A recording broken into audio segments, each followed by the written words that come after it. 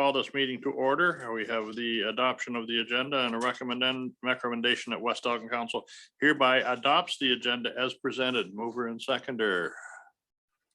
Moved by Rose, seconded by Leatham. All in favor? That is carried. Certainly reminder to disclose any pecuniary interest. Sir, we do have a disclosure. Councillor Rowe has disclosed on item 8.4.2. Okay. So noted. Next item up is the meeting to consider engineer's report under the Drainage Act and a recommendation that council proceed into a public meeting at 9:32 pursuant to the Drainage Act to consider the Crouse Drain engineer's report. Good morning, John Michael. Oh, no, we need a mover and seconder for that recommendation.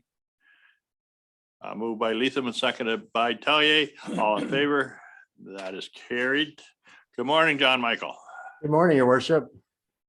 Can you hear me? You're all ready for Christmas and Not yet, but you know, getting there. You know, What there's do, still another week. well, one thing about the gift to the important people. Thank you for the traditional box of sweets. You're very welcome. Thank you for your support over the years. We really appreciate that. Okay, with that, we will turn the meeting over to you. All right, thank you. So today's meeting is the consideration of the Crouse Drain report. The Sakers, they wanted the existing Crouse Drain in their lands. So they own lands on the north side and the south side of Thompson Road, just east of Blacks Road. There's an existing open drain through their property and they wanted to enclose the drain to allow them to work their farm more efficiently. You know, it cuts right through their farm, and you know, with the price of land these days and everything, you know, they get some more land from it and they're able to, you know, farm it more efficiently. So what we're proposing to do is replace that drain, that open ditch, with a concrete tile drain, 24-inch and a 21-inch diameter pipe, starting at Blacks Road and then running along the open ditch across Thompson Line to the limits of their property, which is the half lot line between lot 1 concession 5. That's essentially the scope of the work. We're gonna take the existing open drain and replace it with a closed drain. Are there any questions? There's no public on the meeting, so we will have no public questions. So you can move right to council questions. Okay. Any members of council have any questions? Bonnie? Hi, John Michael. Through the chair, I was confused about this particular drain report. First of all, I wasn't sure why the enclosure of a drain would necessitate the replacement of the drain under Thompson Line. Well, currently the drain right now, the open ditch isn't, through your worship, the open ditch isn't very deep. So if you're going to put a tile drain in, you want to have a tile drain that, you know, has sufficient depth to be able to for people to drain their lands. The current drain wasn't, you know, in locations near Thompson Line, it wasn't at a depth that would facilitate that. So that's why we have to replace the crossing under Thompson Line. And through the chair, the special assessment to West Elgin for the subsurface and surface work, is that That's normal amount of work that would be done in replacing that drain? Yes, correct. That is under section 26 of the Act. Regardless of what the landowners want to do, the roads are liable for the increased costs of the drainage work. So if you look at page, give me a second, I got to flip to the right page. If you look at page number 5, you'll see that it sort of breaks out the work. It's $13,000 plus there's the fixed cost, the equivalent cost. So you know, if you didn't have a road there, you wouldn't need to use sewer pipe and granular backfill through the farmlands. We're able to use concrete tile. So it's the increased cost that's assessed to the roads. just one of those things, Bonnie, if you don't like it, but that's just the way it is. And the third question I had was, I wondered whether the maintenance percentages had changed would have changed as a result of this work compared to previously? Yeah, the maintenance percentage would change a bit because I think the old report was done under, I'm pretty sure it was done under benefit only. So the way we assess under the Drainage Act now is we assess people for their land area upstream, and we assess for people with the drain on their property. So if you look at the maintenance percentages on page 9, you'll see that they're, the primary landowners are paying, because it's an enclosed drain and they have greater benefit. You have less surface water on your lands. You don't have an open drain through there. You'll see that their percentages are higher. So if it was an open drain, and I don't have those exact values because back when they did the previous report, they didn't really do maintenance schedules like we do now, but those percentages are substantially higher. Thank you. Any other questions from council regarding this drain? Anything that, any observation you have, Tom? No, not at this time. Okay, I believe you chatted with the landowners, right, Tom? Oh, absolutely, yeah. Been in correspondence all through the process. okay. Seeing no other business from council or from the public, I do have a provisional bylaw that reads recommended that West Elgin Council hereby receives the engineer's report on the Kraus drain as prepared by J.M. Spreet, professional engineer, and that West Elgin Council consider the provisional bylaw as presented in the bylaw portion of the agenda for its first and second reading, and that all members of council hereby are appointed to the Court of Revision for the Kraus drain on January 13th, 2022. Hard to believe. Mover by Cammert, seconded by Leatham. All in favor? That is carried. Thank you so much, John Michael, and best to you and your family. Thank you. Have a Merry Christmas. Yep. Okay. Do we have Angela on the loose? We do. She's just turning her Hey, camera good on. morning, Angela. So there we go. There we go. I guess you're here to talk about especially the Fleming Cemetery, I believe. Is that correct? Yeah, so we've got two things, the Fleming anniversary and possibly moving the church. So yeah, so I wanted to thank you for letting me talk for a few minutes. I think the biggest highlight of 2021 was the grand opening of the Agricultural Center at Bacchus Page House Museum, with the historic Aldeboro exhibit in there. So if you haven't been out yet to see your exhibit, please come and do so. We're open for a few more days in this, well, unless the province tells us not to have tours, but currently we're still open. And then the next big event, sorry, my dog's already upset with me because I'm talking to other people, is the Fleming 225th anniversary of settlement. Should have been in this past June that we had, but we've moved it to 2022 due to COVID. So the weekend is June 25th and 26th. That'll be the event. And while we're honoring Elgin County and West Elgin's first settlers, James Fleming, his wife Barbara, and their children, I do want to talk to the elders and historians at Town to share their stories pertaining to these early settlers, because I think they settled about 4 years apart. And then Mayor McPhail, his wife, my husband, and I took a very long walk out to the Fleming Cemetery last week. It's sad. There's no other word for it. It's neglected and it's sad. We decided for sure we cannot get people out there to have some kind of ceremony. It just logistically won't work. I've also found out that the family doesn't qualify for United Empire Loyalists plaquing for their cemetery. But I am requesting the municipality do some upkeep, repair, preservation, And then I would propose a general cleanup. If it works, a new fence and a gate. It's really sad. And there's 4 grave markers that do need repairing. And as these are the first settlers, I think that would be appropriate, especially for this anniversary. So I'm waiting on a quote from Lee Memorials, just so we have an idea what that might cost. The Department of Canadian Heritage has already confirmed $6,000 in funding for the event. That's at the museum. And then your council has already thankfully put $3,000 towards the project, which haven't had to use very much of in 2021 as it was planned for. So it will just get moved on. I had to put an amount in your grant application. I couldn't submit it if I didn't ask for any money. So I think I've got $1,000 on there.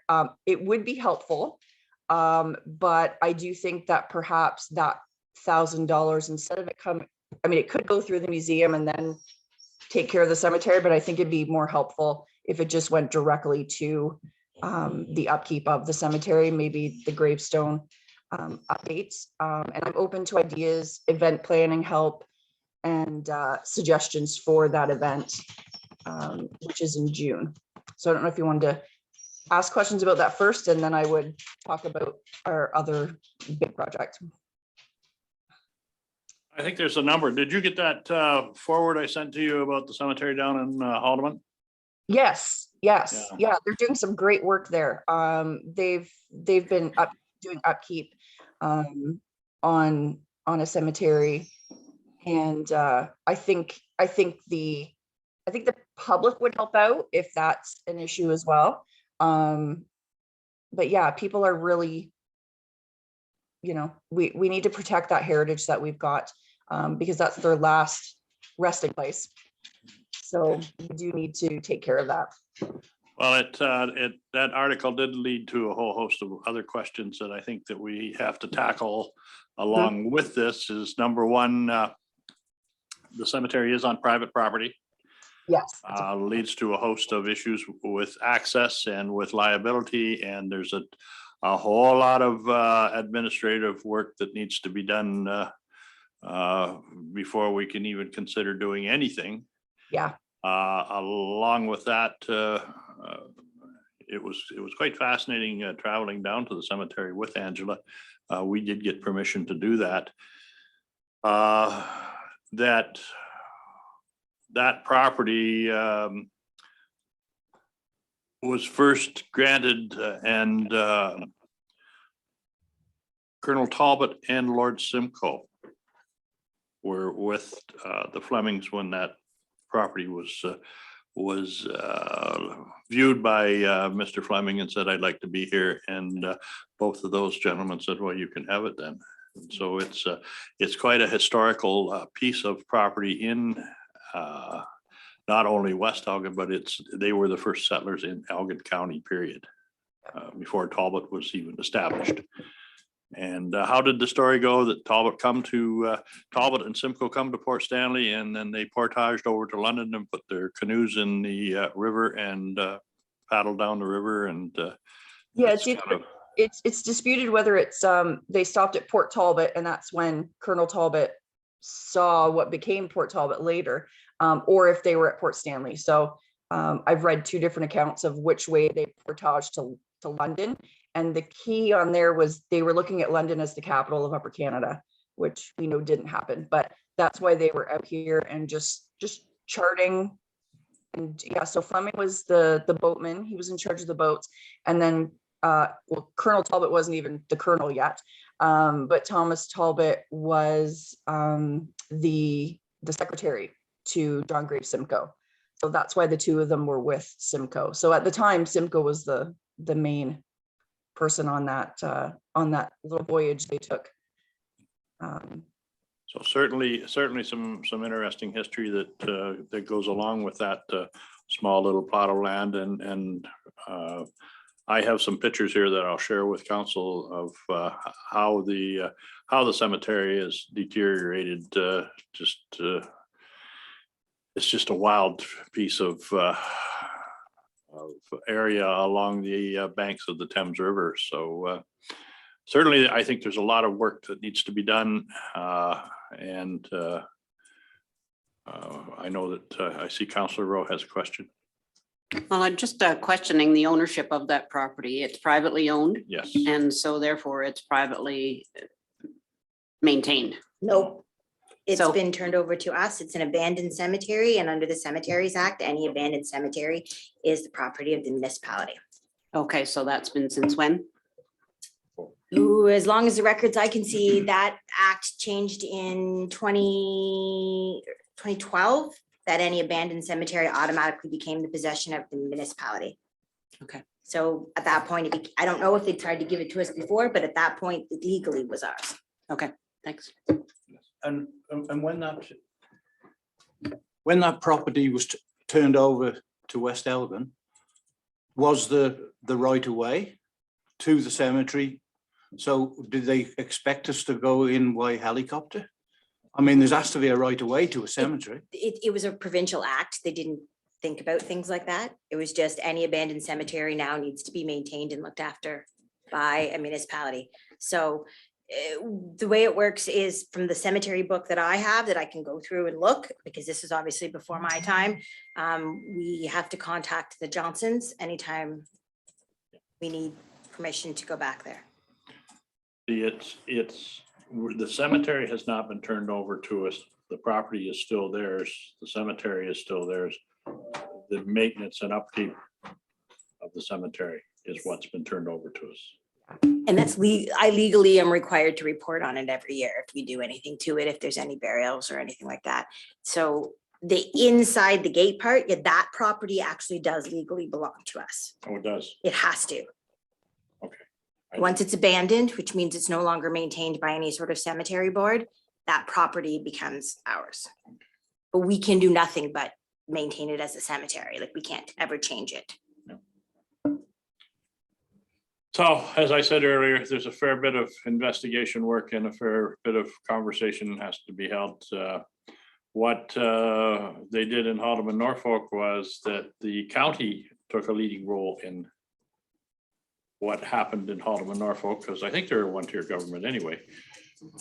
With that being said, they went through the process of upgrading and maintaining the cemetery and arranging for a easement for access to the cemetery over the property. So, yes, Angela. So through the chair, you just brought up what I was going to say is there any way that we can go through the process of getting an easement so that we have access to it? And Magda, what's in our cemetery budget? Because I know we literally put away like $500 a year. So can you tell me what's in that budget line item? Yes, there's only 500. We normally only budget $500, and that's mainly for maintaining the grounds, mostly grass cutting. So considering we're already deficit budgeting for 2022, I don't know, headstones aren't cheap. It's a tough road. We'll talk about it during budget deliberations. Yeah, I think that there's a lot of conversations have to take place here. I know that there are people that Johnson's own the property. Alderton's leased the property from Johnson's. Marguerite tells me that there are people that come all the time wanting to go back to the cemetery, and a lot of them from the strangest places. I mean, they go on genealogical.com, and so that cemetery is listed on there with the people that are buried in it. So what happens, I don't know. As you say, I think that we need to discuss this with the county too, as this is a bigger role than just us, and see what. There were 2 people trying to find that cemetery this week. Right. So it is, in all honesty, it is kind of our regional heritage that cemetery is the first settlers that arrived within our borders. So I Well, think that we We need, legally have to. We legally have to maintain that cemetery. We actually legally should have a trust account for care and maintenance. For the 3 abandoned cemeteries, there should be one separate for each of them, or we need some sort of reserve fund for them, but it's never been done. see, years ago, Adam Byers was our cemetery keeper. He would go around and he would inspect all these cemeteries every year to ensure that there was a fence and there were basic level of care and maintenance was taken on each one of the cemeteries. He'd do a little bit of a cleanup, but I don't think that there hasn't been anything done officially in years and years and years. So again, Councillor Cameron, it is something that we're legally bound, and so we do have to at least consider how we're going to try to solve this problem.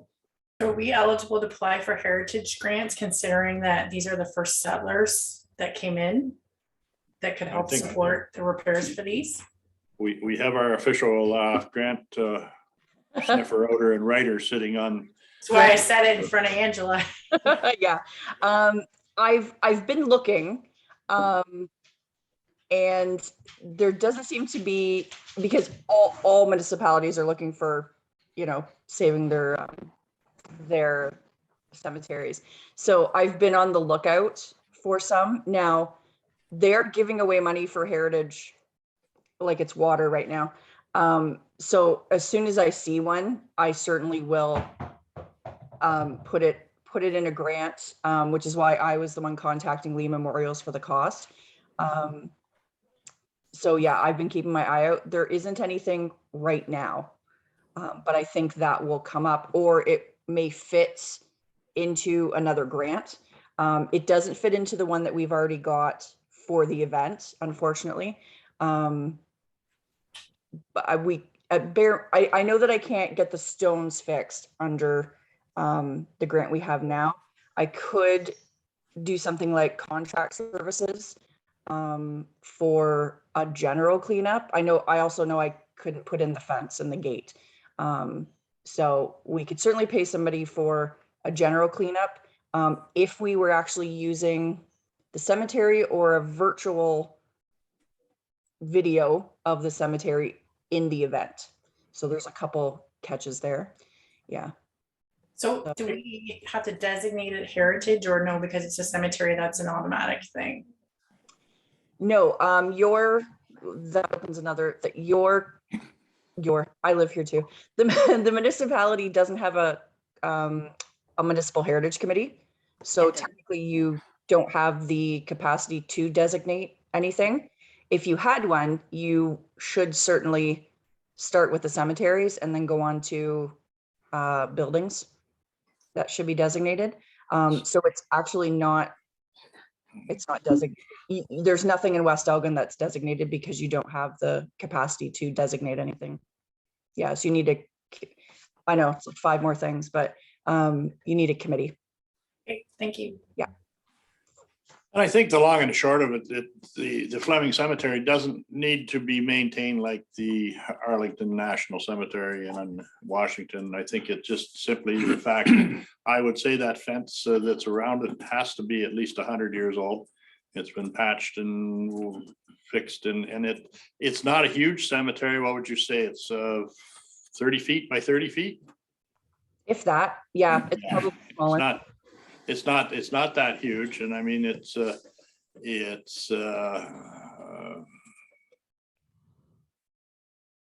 I don't really know how to. I think to describe it, it's just been simply neglected. But the one good thing about it is the 2 major stones of importance are still standing and they're intact. Yeah. And some of the smaller additional stones, yes, some of them are broken, but it's amazing it's in as good a shape as it is, but I think mainly because it's so isolated.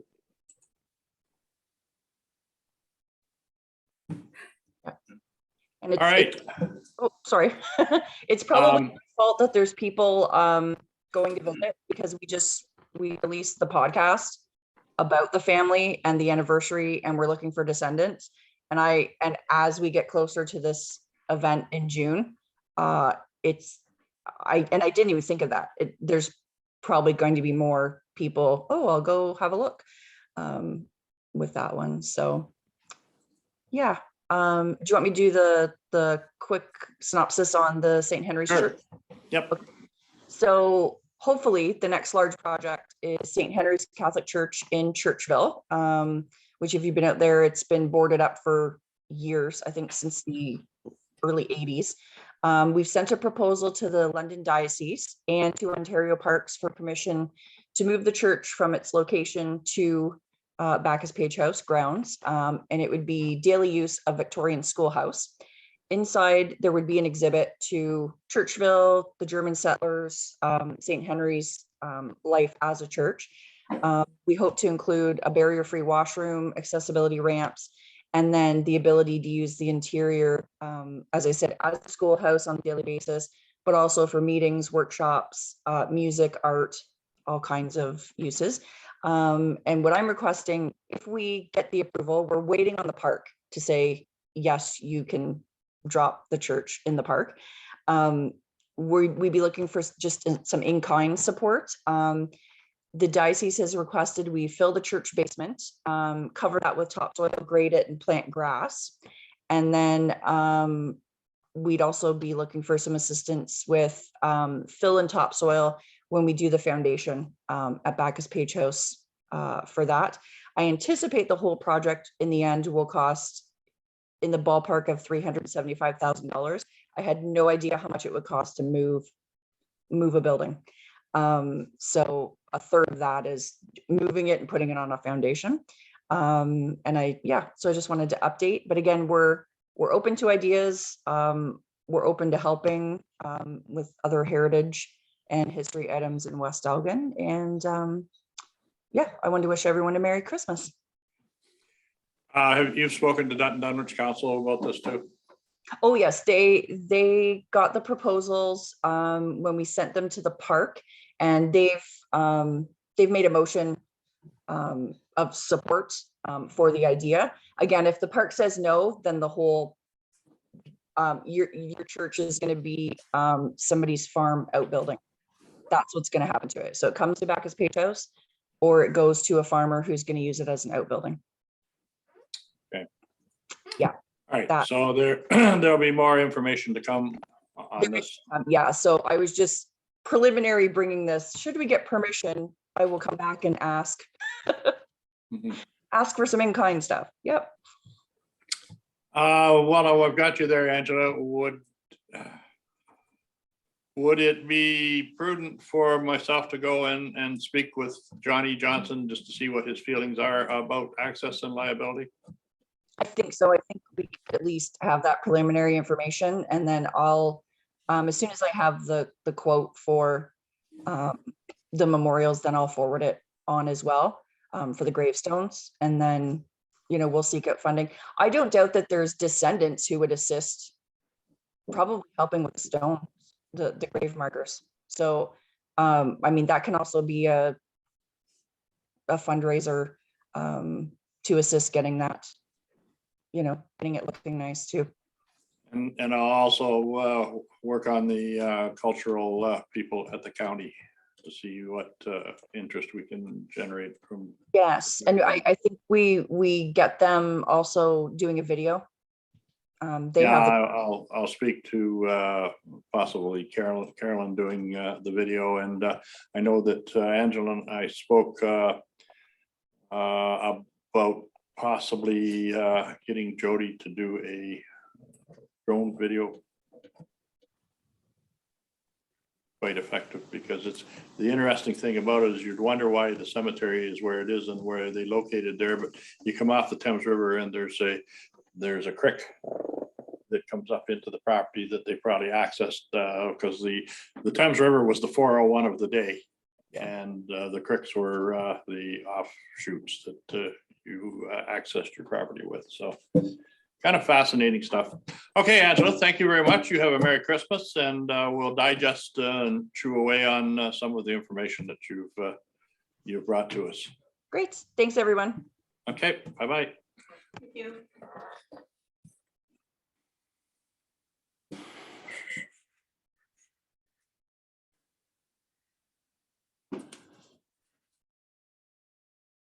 Yeah, it's kind of fascinating to go back there, even where the graves are over the years, the rough boxes have caved in and the If- graves are all just- sunken. Maybe more for interest sake, if everyone wants to know what the cemeteries are that we take care, they're all the inactive ones that have been turned over to us. So it's Fleming, there's the Shyloff, the Ford, Graham, McIntyre, and Patterson. So those are all ones, according to the BAO, we are responsible for. We do have a book which has maps where they're located. I can totally admit that I don't know where they all are. Well, the Ford Cemetery, it's not an issue because Mac looks after it. He does, but I have to report on it because they Yeah. don't do the And reporting. the same with the Patterson Cemetery, it's Patterson family keeps the cows out and, Yeah, they keep the cows out, but I still technically, Yeah, if anything happens at it, it's still the municipality's responsibility. but this one here, just because of the fact that it's way out of sight. So I was trying to figure out the last time I was back there, and I bet you it's been 60 years. I was back in there to see it, and it was when I was 7, 8 years old. It was pretty spooky. All of a sudden, here's this cemetery out in the middle of nowhere. So we'll work away at that and see what who we can see that is interested. So, Harass. Yeah, I'm just wondering if you can let me know, Jana, the cemetery that's on Kerr, I've been trying to do a little research on cemeteries in our older buildings. The cemetery that's on Kerr at Marsh, which one's that one? So if you're heading south, it's on the left-hand side of Kerr as you pass Marsh. I'm not sure what that one, That's the Shyloff one. okay, that's what I thought. Shyhoff, sorry. Shyhoff, okay, thank you. And you texted wondering the address of this other cemetery. It's on Gibb Line, east of Blacks Road. There is no address. It's No. front. Yeah. It's lot 6 concession BF.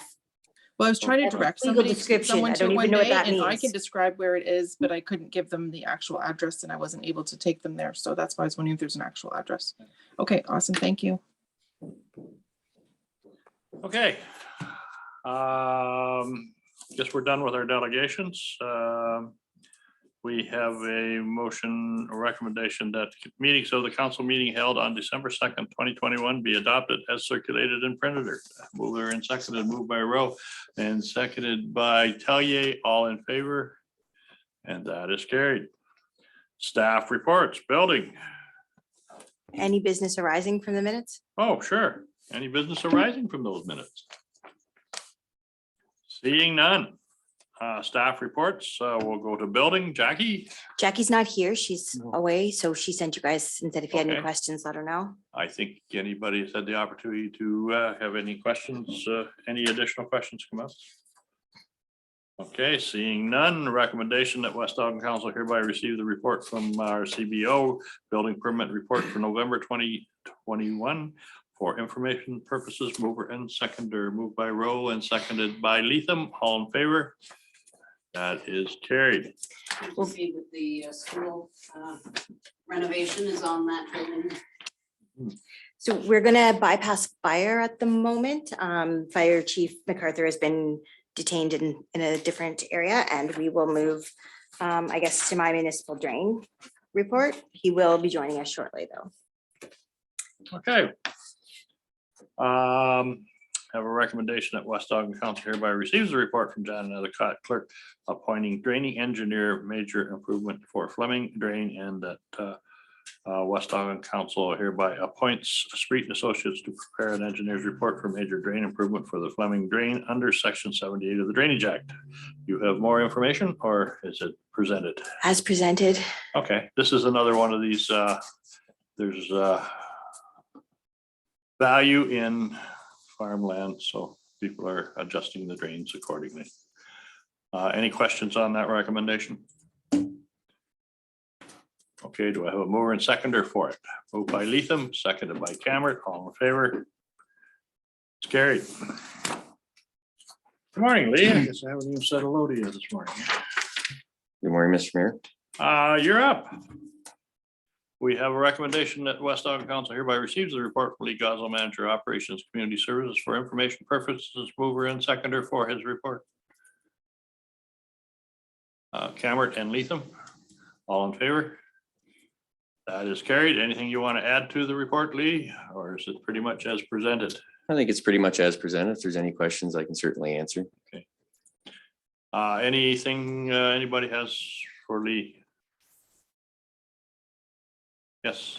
Sorry, I just have to get this on record that I really am frustrated with light blinking in front of me, whatever that is. Oh, too many of us. Oh, okay. And I understand you've tried to find out information, Lee, but you know, the fact is that there's been a COVID contact at the arena and there doesn't appear to be any public health follow-up to it. So I find that very frustrating, and I don't know whether we have any recourse apart from passing on through Elgin County, who is responsible for the public health, that it doesn't seem as though public health is following up any cases that show up. So it's difficult for our citizens to follow the rules. I understand. I spoke with our Elgin County Public Health representative this morning, and he's about as frustrated as I think everybody else is here. He's having a difficult time getting even any response from public health, and he sits on the board. Frustration all the way around, and I'm just at a loss as to, other than do you wish that council send a letter to public health with our concerns and disappointment? Well, I would personally like to hear what other councillors have to say about that. Councillor Cameron. Through the chair, so having been involved with the direct contact cases that are currently going on in West Lorne, the message that is coming out from public health is not consistent. It has been different the multiple times I have received the messages from the residents that have forwarded it to me when they are a high-risk contact. It has been different on 3 different occasions to what the residents are receiving. So I agree with Councillor Rowe that it's not always the same message that they're being told. Different people are being told to isolate and retest, where other people are being told that they don't have to, and there's no consistency with it. So some people that live in Elgin County but were exposed to something that happened within Middlesex, their entire family is having to isolate, where in Elgin County, they don't. So there's no consistency with all of it. I agree with Councillor Rowe. Also, one of the issues that some of the residents in my ward are upset is the lack of being able to get testing quickly locally, because our health center is only open for testing on Mondays, Wednesdays, and Fridays. And due to the recent outbreak, the testing center is booked almost instantaneously. So some people that received a notification that they were exposed as early as the beginning of December still have not been able to get tested locally, and they do not have access to transportation to get to St. Thomas to get tested at the center there. So what do I tell these people? Because I'm not driving them in my vehicle to risk my family. I don't know how to help them. So I agree with Councillor Rowe. Maybe we should send them a letter and express all of these issues that are happening in rural areas and the mixed messages. Any other comments?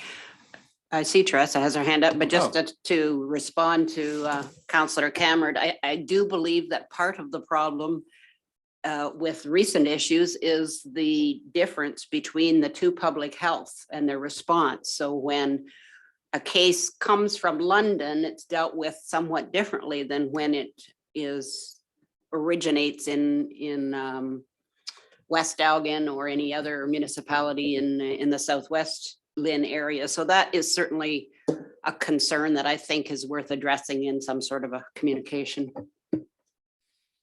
Dress. Yeah, the messages are different all over the school boards, all over the counties, within the own county, within this own county, within the health unit. It's very different all over the place. So super frustrating. I did not find that it was hard to get tested locally. We called at 3 o'clock on Monday and got an appointment for 10:30 on Wednesday at our local community health center. We have the means to travel. We could have traveled the next day to St. Thomas to get tested. If you can't travel, I can see that being a problem.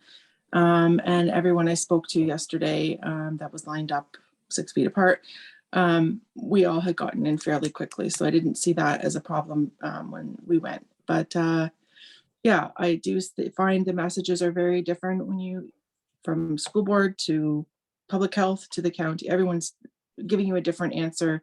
As the secretary said at the school in St. Thomas that my child goes to, wasn't that clear as mud.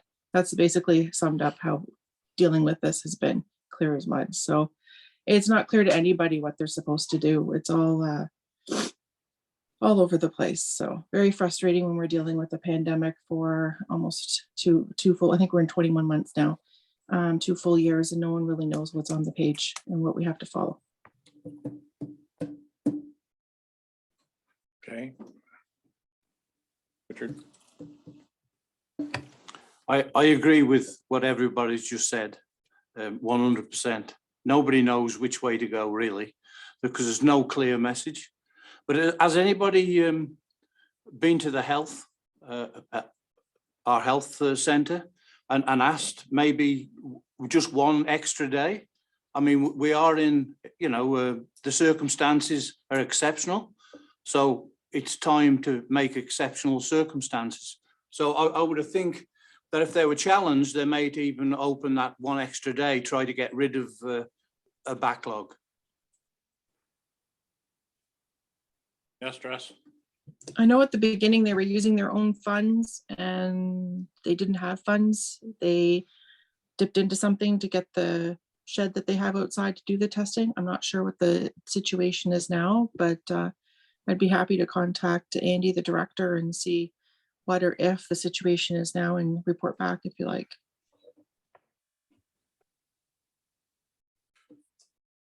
And I think, I don't think there's anyone here knows what the actual demand is. If you say you called on Monday and got in on Wednesday and they're only open 3 days a week, that's, as you said, seems like a fairly quick turnaround. What are you hearing, Angela? Is it taking weeks to get in, or is it someone that wants an immediate test? I had 3 calls yesterday from parents that are associated with my particular school that called Monday that their children are not being tested until Friday because there's no spots for them. And these parents are not able to travel. And I will say that the anxiety level of 2 of these parents is pretty high. I don't know how to help them. And they called, I guess, like first thing Monday morning, the line was busy, not able to get anybody repeatedly. I don't know. So, and now that there's more cases, that's going to, and this is the small school in our community. What is going to happen if this hits the large elementary school in our community? Okay, well, do you want to leave it? Do you want to get a hold of Andy Tressa and just see what the situation is? And then would it be, can you make that report back to Magda and she can send it out to all of us? Sure, I can do that this afternoon. Is that satisfactory? Yes, Bonnie? I think there's value in contacting Dr. Locke officially with some sort of communication. I think it's important that she understand the frustration out here, not just in accessing testing, but in understanding the process and, you know, expressing that we are working very hard to try to keep our citizens safe and encouraging people to get vaccinated, as she has directed us to. And we feel that there is a lot of confusion about contact tracing, whether there is contact tracing or not. And, you know, we are just working very hard to try and keep people safe here. And we would like to,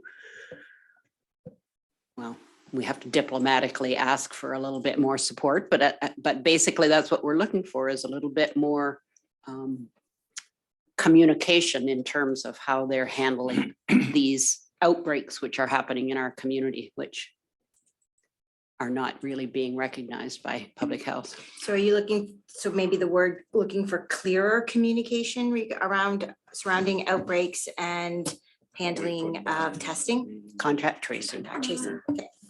Would you be prepared if I give you the information to the Southwest Municipal meeting today? You could ask Dr. Locke those questions yourself. What time would that be? 1 o'clock. Sure. Yeah. I'll Yep. Get you the phone numbers. It's the Municipal Partners bi-weekly briefing, and there is opportunity to ask those questions or make those statements. I have another meeting at the same time, so if you'll look after that, that would be great. In the meantime, are we doing a letter or no? I think you'll have much more impact right here, and then depending, I think, on the response that you get from Dr. Locke or a representative at the meeting, then we can determine whether an official letter needs to be sent. I think it'd be much more effective if it was asked right in front of all our peers.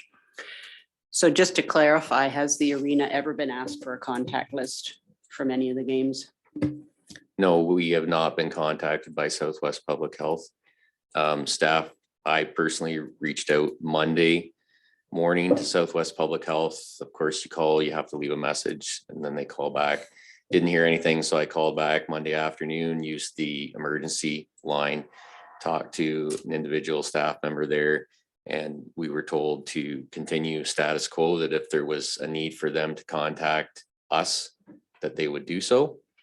And so then I spoke with a second individual yesterday there again, and we were provided the same information. Essentially, they're not going to, they don't provide obviously names or numbers or any information whatsoever. It's essentially, if don't call us, we'll call you, was the answer that we received. Okay, you have your pen handy there? Okay. Don't put that on. Oh, okay, for life. Public need for that. Yeah, all right. Forward to one. All right. Sorry, it's one public meeting. Councillor Chalier and Count. Okay. Angela, I think you were first up. No, Tressa was first. Okay, Thank- Tressa. Thanks, Councilor Calmer. Yeah, I'm just gonna be a stickler and represent my ward that when they're speaking, they constantly talk about West Lorne, West Lorne, West Lorne. And I thought we were being sensitive out here in Ward 1 until we last spoke to Dr. Locke, and all she talked about was West Lorne, West Lorne, West Lorne, never used the words Rodney or West Elgin. And I believe the mayor even corrected her nicely within a sentence, and she still talked about West Lorne, West Lorne. So once again, the county doesn't end at Kerr Road. It keeps going for quite some time.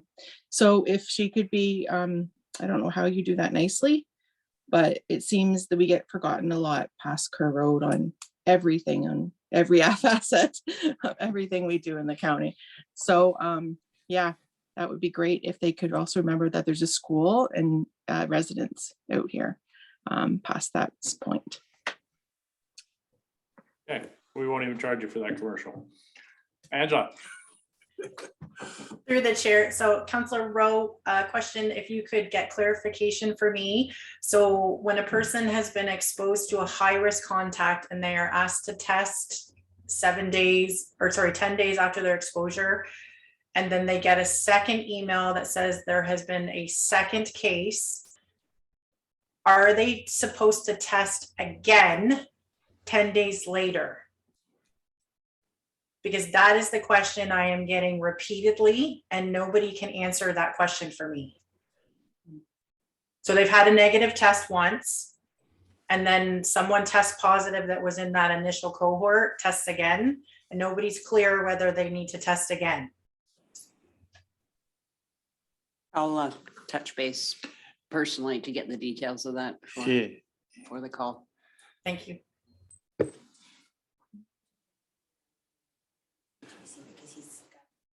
Okay, I think that there's nothing else that you have, B. No, nothing. I just noticed that there's a number of catch basins that seem to have a leaves on them. If we get a big rain, we'll have to be watchful. Yeah, maybe they're not there anymore, but they I don't know how it is. You can't find a leaf anywhere in the street other than a big pile on top of a catch basin. Okay, did we get a mover and seconder for these reports? No. Okay, mover and seconder for Leatham and Tellier, all in favor, and that is carried. All right, we're gonna go back to Jeff. Correct. So we're gonna go back to 8.2.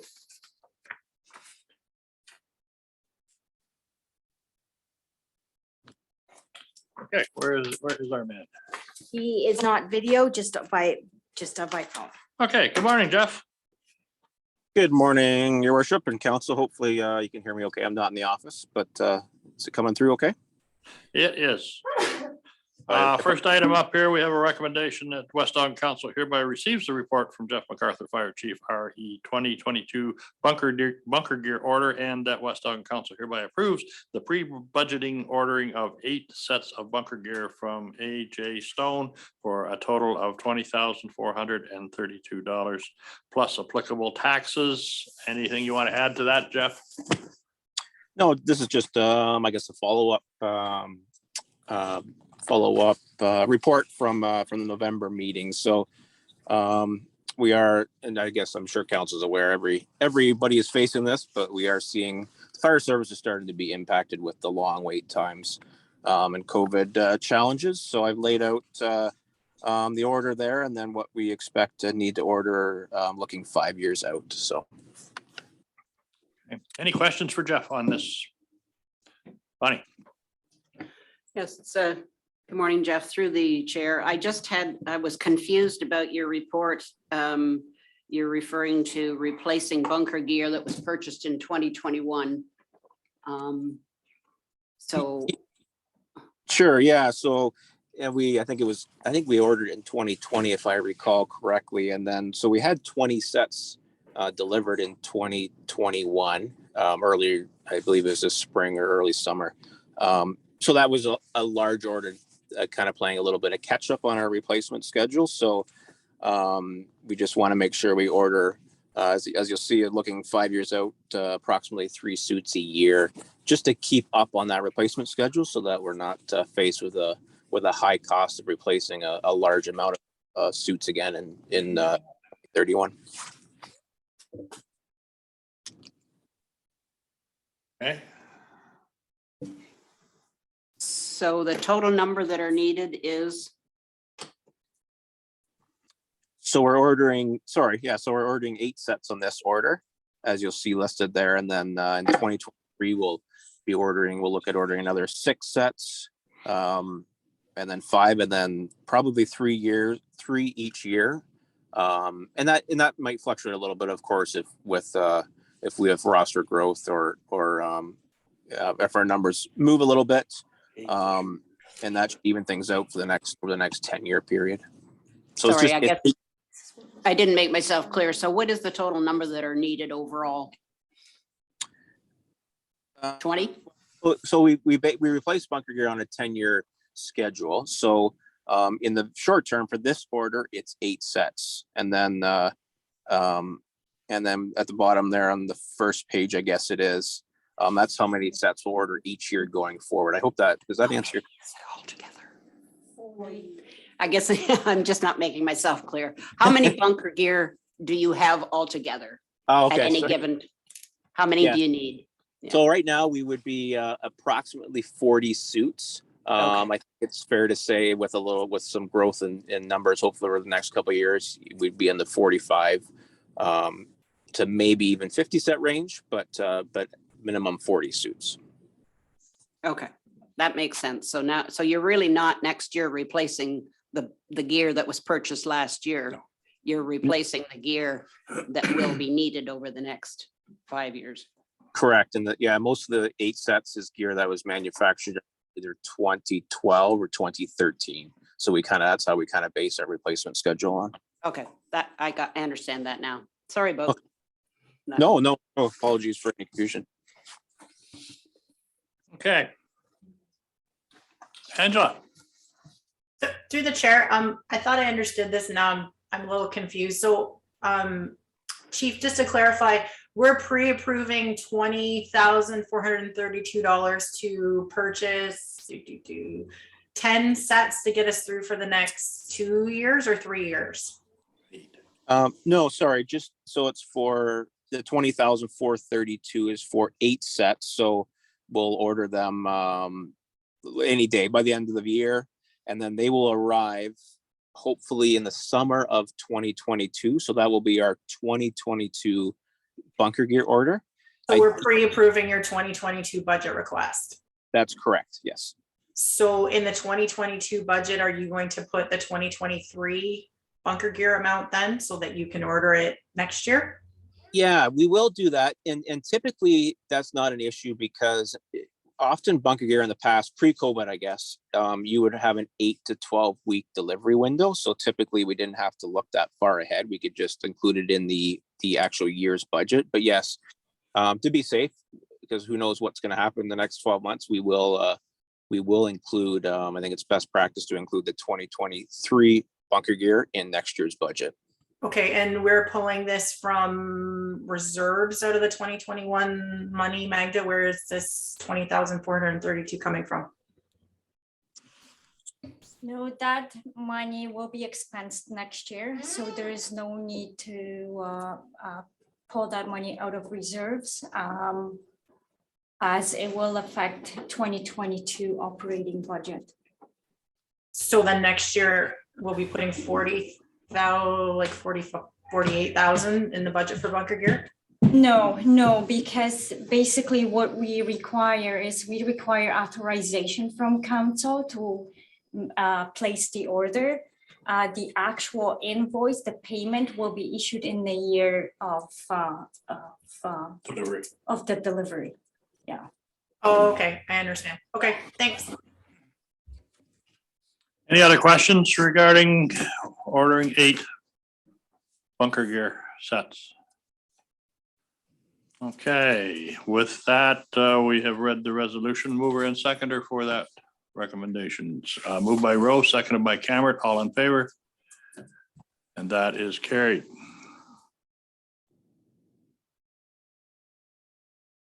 Next item up is the general report. Recommendation of West Elgin Council hereby receives a report from Jeff MacArthur, Fire Chief, RE, November monthly fire report for information purposes.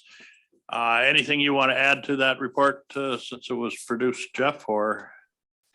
No, nothing to add. We're still utilizing the Elgin County Regional Fire School, and we'll be looking ahead to next year. So nothing else to add. Okay, any questions for Jeff on his bunny?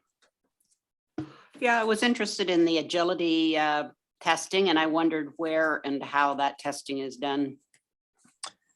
Yeah, that's something we started last year with the 2021 recruits, I guess it would be about a year ago. So that's something we do in-house through our training officer, and we had a couple firefighters assist that night. So we did that at the Rodney station. So it's basically 5 individual stations of different basic firefighter tasks. So hose advancement is one, forcible entry is another, just to simulate kind of basic firefighting tasks. They are timed, but they're all individual events. But just sets a baseline for to kind of give us some assurance that they can complete those tasks. So it's something we do in-house and just started doing last year. Thank you. Any other questions for Jeff regarding that report? Seeing none, mover and seconder for the November monthly report. Tellier and Leatham, all in favor? That is carried. Next report, recommendation of West Elgin Council hereby receives a report from Jeff MacArthur, Fire Chief, RE County, Elgin County Fire Communication System Support Agreement. West Elgin Council hereby authorizes the mayor and clerk to sign the intermutual agreement for joint ownership of a fire communication equipment. For joint ownership of fire communication equipment to renew the system support agreement with Bearcon Communications as presented in the bylaw portion of the agenda. Great, Okay, thank Jeff? you. Yes, so there's kind of two parts of this, so I hope I'll just kind of brief you on both. So yeah, there's two parts. The first part is the which is kind of a continuation of the original agreement, joint ownership. So the Elgin County Fire Communication System, which was installed in 2015, is jointly owned, as the agreement lays out, by the different municipalities. And so there's been some changes, and it's time to just have the authorization to renew that agreement. And then on the second part, and it's as much for information for council, is the our it's related but separate, our agreement with Bearcom, which used to be Spectrum Communications, who provides the system support, so all the support for any issues with the system in the county. The agreement expired at the end of November, it was, so we're renewing it. And we also, there is some, as you'll see outlined in the report, some likely costs coming up. The system is actually only 7 or 8 years old, but the way with technology changes, there is some I guess technology or electronic components of the system that are aging and are probably due for replacement in the next couple of years. So I have mentioned to Magda that we should set aside some funding for any costs that are coming up. We don't have quotes on any of that yet, but on that note, we're going to have a third party. The chiefs had a consensus that we should get a third party evaluation done, hopefully in 2023, so we can predict any upcoming costs.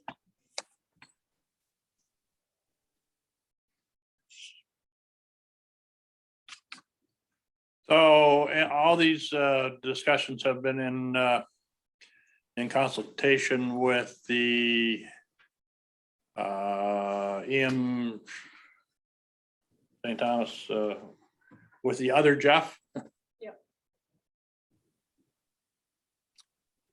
Jeff Van Rybrook? Yeah.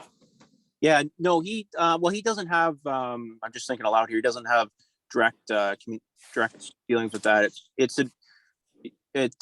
So the fire communication system is kind of not administered, but through Central Elgin. So all the costs are everything is billed to Central Elgin, then Central Elgin bills out the costs to each municipality every month. So between Chief Ray Omrod and myself, we look after in the county kind of the first point of contact for any issues with the communication system. So and so the chiefs are able to renew the system support agreement portion of that, but we need authorization to renew the joint ownership agreement. And is Spectrum, that's based out of Tilsonburg, correct? And actually, no, they're out of London. So Spectrum, they're right on Wellington Road, just coming out of kind of going to downtown. They've been there for quite a while. So they, the third kind of piece of the puzzle is Tilsonburg Firecom is the agreement who does our dispatch. So the physical dispatching is done out of Tilsonburg, but the company that does the support system agreement is out of London, Spectrum, or Bearcom, I should say.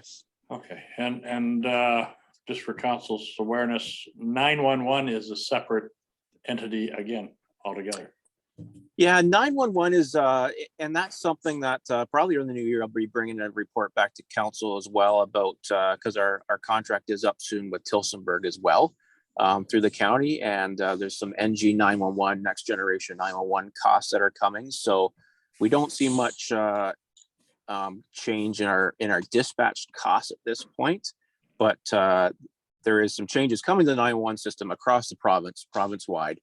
And yeah, the 911 calls it's basically, it goes to, I was going to say North Bay, but don't quote me on the exact location. Then it's tiered. If it's to fire, it goes directly to Tillsonburg. And of course, if it's directed to ambulance first, it goes to CAC in London.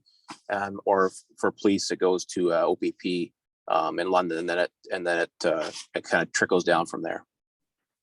Yeah, there's a lot of components of 911. There sure is, and they do a great job, but it's a I won't say a complicated system, but yeah, there's lots of moving parts to it for sure. Bonnie? Yeah, as I read through that agreement, it became clear to me that I don't really totally understand how these calls occur. It looks as though Central Elgin looks after the maintenance of the equipment contract, and Aylmer looks after the insurance for the equipment, and Tillsonburg looks after the dispatching of the calls. That's correct. And I don't know the full background, but I believe it was just a couple of years ago we realized through Chief Sam Taylor in Aylmer, who's now retired, but we kind of realized that we had to be sure of who the county owns the system as split up between the municipalities. So we wanted to make sure that it was insured, because we do own the equipment, even though we don't maintain it. We contract that out, but we do own the physical equipment. So yes, the Elmer has kind of looked after the insurance part of it. So it's I guess the responsibility is kind of shared amongst the different municipalities, but Central Elgin has, and I think that's just from 2015 when Chief Don Crocker was really the driver behind the digital system implementation at that point. So I think that's where Central Elgin has just kind of looked after that part since that. Well, it's probably timely that it did have a look at to see just exactly where everybody is and what everybody's doing. Yeah, and there's been a lot of turnover in the just in the Elgin County Chiefs as well. So we've been meeting, kind of a side note, but we've been meeting every month or every other month this year. And there's been a lot of turnover, but we've got a great communication system in place now, and we're working very well together. So it's good. Okay, yes, Bonnie. Yeah, just a couple of other questions. I do think it's a good idea to start a reserve. I wondered if you had any sense of what the original cost of the equipment was 7 or 8 years ago, or whenever it was purchased. Yeah, very roughly, it was about $1 million system at the time to put in. So that and that was a significant upgrade from where we were before. So that was money well spent, in my opinion, and it's more of a different component upgrade now going forward. So it's too early to comment on any cost. It's not like we're looking for a full replacement, but there is definitely some components we're going to have to replace as we go forward. Magda, you have a comment? Yeah, and just so council is aware, last year we did transfer $50,000 to reserves to cover cost of communication equipment. And right now we have 50,000 for communication equipment and 151,000 in reserves. Okay, any other questions for Jeff on this item? Being none, I read the recommendation, mover and seconder for that recommendation. Moved by Rowe and seconded by Tallier, all in favor? That is carried. Next item up, recommendation of West Elgin Council hereby declares surplus to municipal needs the municipally owned fire command trailer and GMC Vandura, and that West Elgin Council hereby authorizes the disposition of these assets by public auction on GovDeals website, and that West Elgin Council directs the proceeds from the sale are placed in in fire department reserves. I see you had discussions with the departments, and everyone's in agreement with this process. So seems like the best way to go from my perspective. Does council have any additional comments on it? Your feeling was the guys were happy with putting the money into reserves for future investment? Yeah, and this, I think I mentioned the report, there's this, especially the trailer, it's been several possibilities have been tossed around and even prior to my arrival about putting money into it or some changes and stuff, and nothing's really ever materialized. And I think the consensus, we had a good discussion at the officers meeting and also at the Rodney general meeting at the Rodney station. And I think the main concern was that any money that we get from those assets stays in the fire department for future equipment needs or whatever may come up. So that was, I think, where we found ourselves at the end of the day. Sounds good. Mover and seconder for that report. Moved by Leatham, seconded by Cammert. All in favor? Oh, you got a question, Angela? Oh, you're seconding it? Okay. Moved and seconded. All in favor? That is carried. Okay, I guess that's it for you this morning, Jeff. Well, thank you, and Merry Christmas, Happy Holidays to everyone. Stay safe. Just one last question. Any COVID concerns that you might have? No, I came on there and I understand, I caught part of the conversation amongst council there, but for the fire department wise, we're in a holding pattern. I guess we've been in a good system with PPE and our procedures throughout the year, and just coincidentally, our training schedule is almost wrapped up until January. So I think the timing is probably good for that, and everybody deserves a break. So keeping a close eye on things, but nothing particular as of today, I guess. So. Teresa, question. Or as a quick comment, thank you for attending the parade in the village of West Lorne, for attending the night market for you and your firefighters in Rodney there at the night market. So thanks for your attendance in your show. Thank you. And yeah, just in regards to the night market, I was there for a portion of it and quite impressed with the foot traffic we had by now there was, not everybody was from West Elgin. There was some from Chatham, Kent, but some great questions about alarms and what that were brought up. So I thought it was definitely a worthwhile event to be at. So thanks. Certainly, I would assume you're encouraging a third dose for firefighters when they can get it. Yes, that I'm going to say a couple of weeks ago, that information was sent through.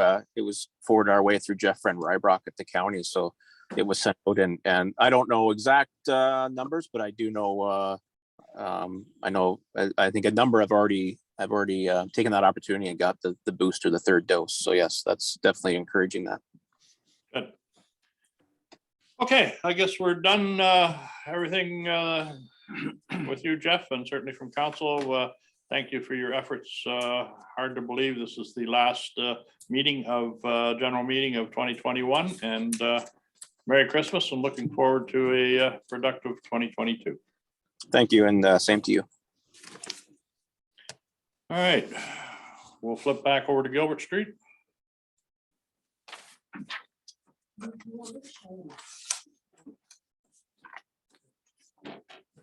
Or do you want to have a break? Oh, okay. No, that's good. We'll continue on. I figured if Bonnie was heading out for a break, we could all have a break, but let's get this out of the way. Yeah. Okay, through your worship, this is a report that was based on a request made by residents living in the area of Gilbert and Finney Street in West Lorne, with some concerns regarding increased truck traffic due to the new entrance at the west end of Gilbert Street. So staff spent time, we went out, we measured street widths, turning radiuses at intersections. We looked to see what our options were there.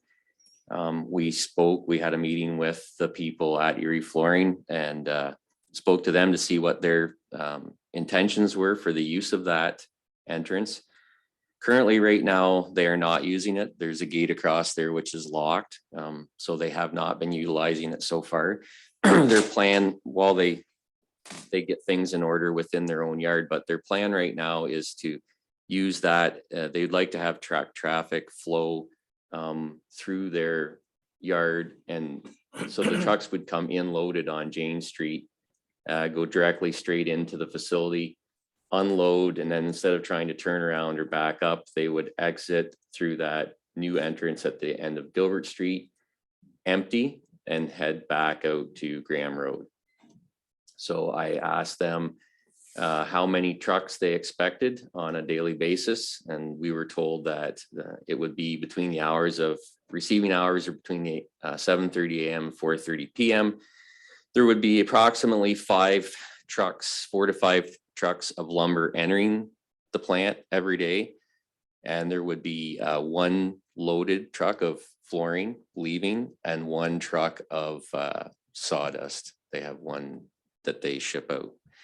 So 5 to 7 trucks per day leaving that entrance, heading back out to Graham Road is what would be coming from that facility once they start using it in 2022.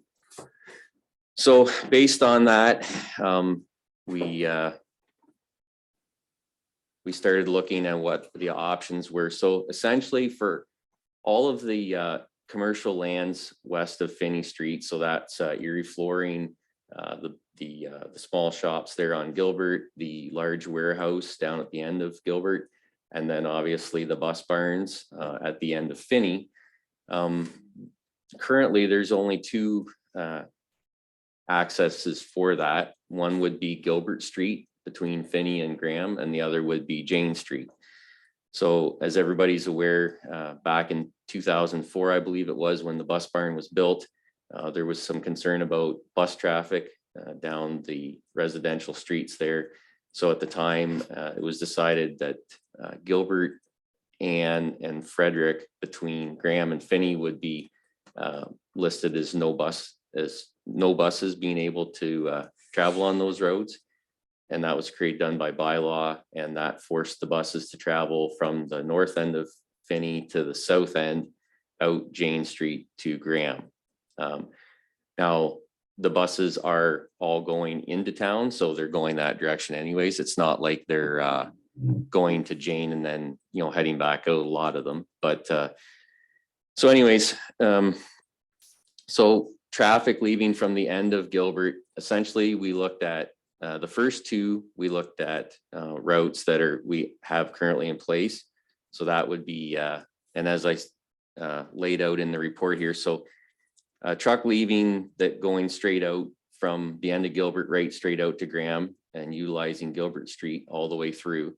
That truck would travel a total of 320 meters. It would have to stop once at once at Finney, and then it would go straight through and stop again at Graham, make the left-hand turn and head to 401.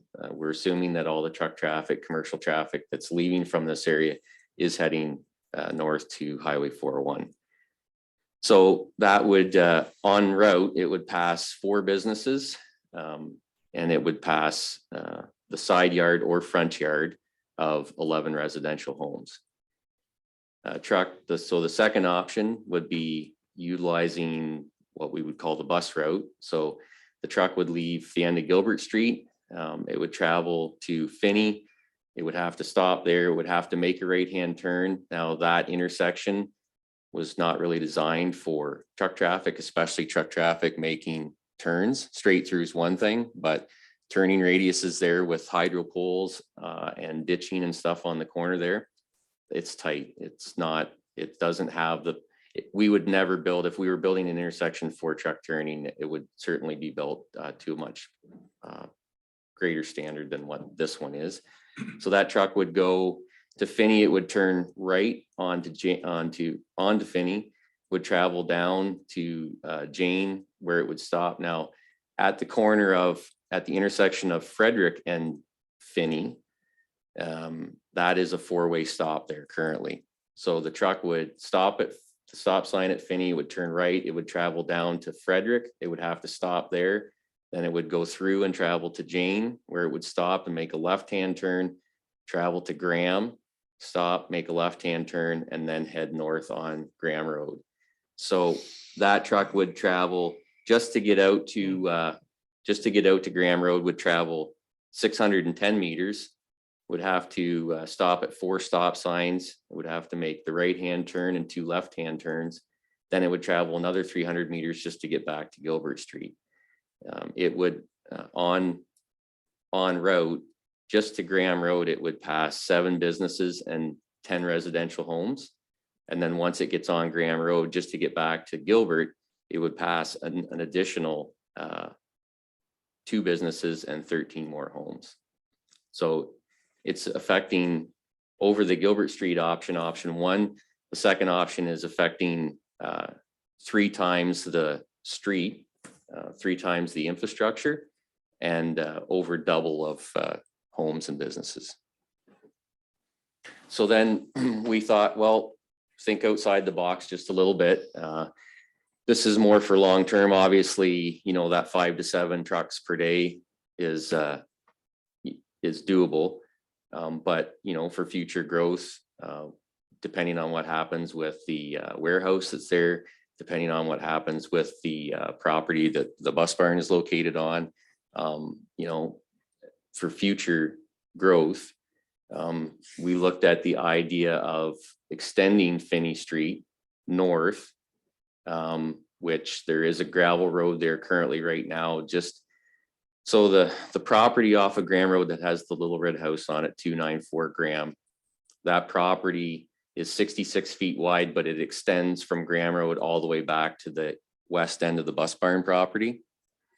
So there, at the end of Finney Street, there is private property there. There's a 66-foot swath of private property that goes across there. And then on the other side of that 66 feet is where Finney Street road allowance starts again. And there's a gravel road built out there. It wraps around. What's on the corner is the Southwest Middlesex pump station for their water. And then it heads back out to connect with Graham Road. And that's outside the current town limit. So that would be option 3. Obviously, it would be the most expensive option. We reviewed all of these with help with county engineering staff. So they've looked at this and they've provided their input and their ideas on this. Long term, we felt that this would be a good option. Obviously, the most expensive one probably in the report here. That's a 250 meter stretch of road that we would have to build. We wouldn't have to build that to an urban standard with curb and gutter. That could be built to a rural cross section. And obviously asphalt, and you'd build it, the road base and the drainage so that it would accept the truck traffic. So we estimate roughly the cost at $250,000 to construct that road from Graham Road in. The one thing with that option obviously is acquiring that portion of land that we would need to be able to extend Finney Street. So in the short term, obviously at this point right now, I don't think that there's a big rush to move to do something because Erie Flooring is not utilizing that access at this time. So really the traffic is still just the buses and the 1 or 2 trucks that go into the warehouse at the end of Gilbert. But if we were to use one of those first 2 options, either Gilbert or Jane, we would want to look at probably some road construction once that traffic starts to build from the end of Gilbert. We would be looking probably for some road construction, some road improvements, such as that intersection at Gilbert and Finney. And if you were to use, well, either one, I think, obviously they're residential streets right now, so they don't have, there's no sidewalk on any of them. So we would probably, if you're going to have truck traffic on them, you'd probably want to look at sidewalks to keep pedestrians off of the street. So there would be costs associated with having a dedicated route through a residential area. But I guess we're looking to see if that Finney Street extension is something that council would consider or has interest in. And if so, you know, we could work to further fine tune cost and maybe reach out to the affected property owner to see if there's an interest there before we get too much further. Questions from council?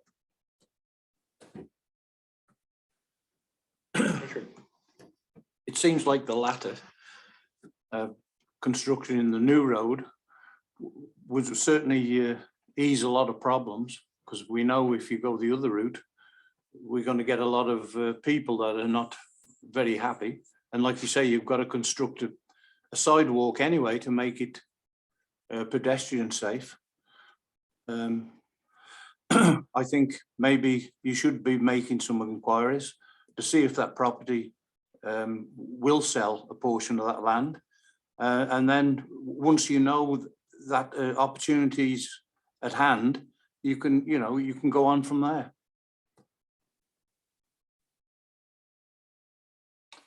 Angela? So through the chair, Lee, knowing that the parcel across the road from Batter has a residential designation to it and there's future development for, I can't remember the number of homes. Oh, there's Brian. Maybe this question is for Brian. I didn't see you there. Brian, and can you tell me how many parcel or homes, residential parcels are designated on that piece across the road? There's been Sure. nothing public on that, so there can't be anything talked about. So yes, there's designation, and then when a formal application comes in for residential development, it will be evaluated at that time. But there's acreage there that will generate at some point some residential traffic generators from that site when it gets built. So does the official plan not lay out potentially how many homes can be in that particular size of lot? So density of development comes into effect. There's abilities for a wide range of housing types that are permissible. As a result, till an application submitted, it's purely anecdotal what's coming forward. So it doesn't make sense at this time to comment. As part of the submission, we'd be looking at traffic generation from that development at that time. So we'll have a handle on it. Okay, so Lee, you made a note about the truck route not requiring curbs. So knowing that there's future residential development that could occur back there, would we then put no standard vehicle traffic allowed on the truck road, or how would that work? Because if I was a resident and I lived back there and I wanted to go to 401, I'd just use that road. Yeah, and that would certainly be fine. That it would be a designated truck route, but that doesn't exclude vehicular traffic from using that. Certainly people living in that area would have every right to use that road, to not have to travel through the residential area of Gilbert and or Ann to get out to Graham Road. All I was saying is that we wouldn't have to build that beyond the end of Finney. Finney Street itself doesn't have curb and gutter on it. Like we can build that to a rural cross section and not an urban cross section. And if that residential development goes forward, would we then be required to add the curb and the sidewalk at that point, or no, that's not obligated?